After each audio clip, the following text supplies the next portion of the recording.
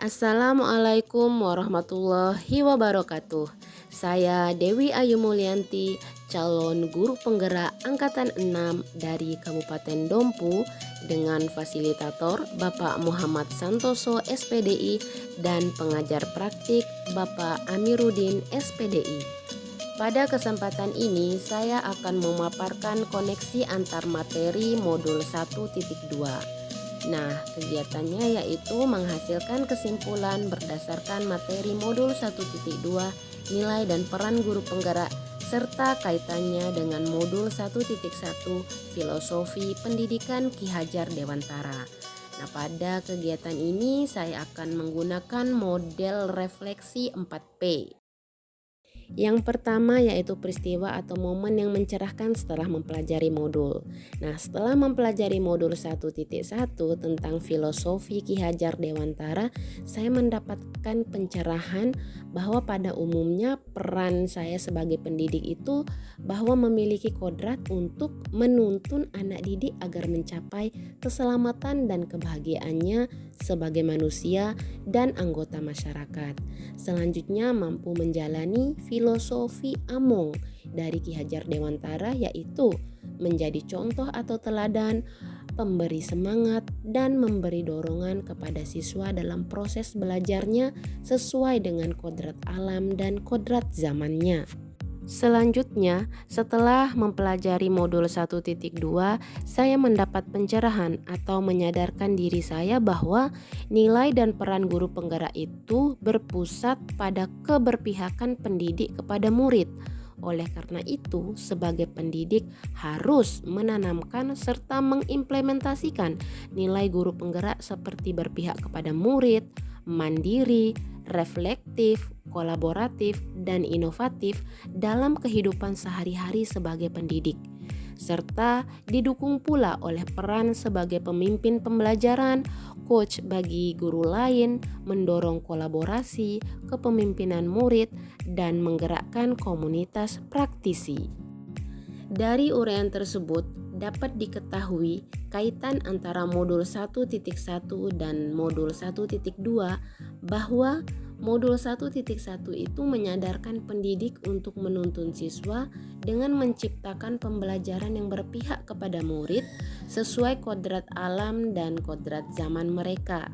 Kemudian, peran sebagai penuntun tersebut dapat ditebalkan ketika kita mempelajari modul 1.2 tentang pemahaman dan implementasi nilai dan peran guru penggerak yang akan dapat membantu kita untuk mencapai terwujudnya pendidikan yang berpihak kepada murid. Selanjutnya yang kedua adalah perasaan ketika saya mempelajari modul-modul tersebut.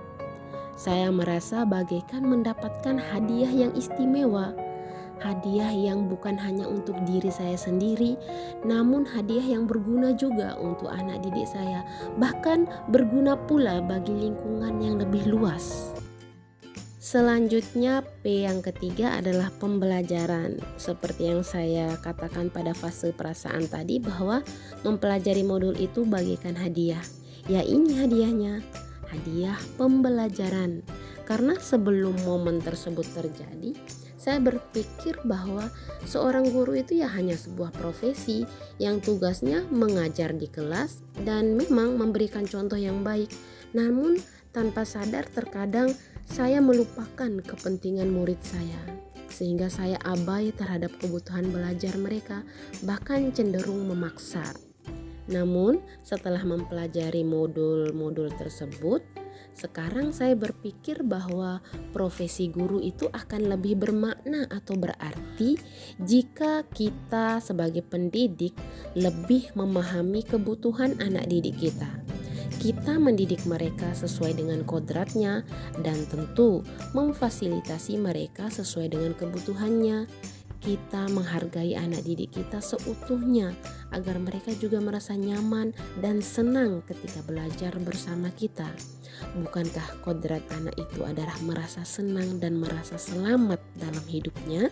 Maka dari itu, mari kita kuatkan nilai dan peran guru penggerak dalam diri kita. demi terwujudnya ekosistem pendidikan yang lebih baik.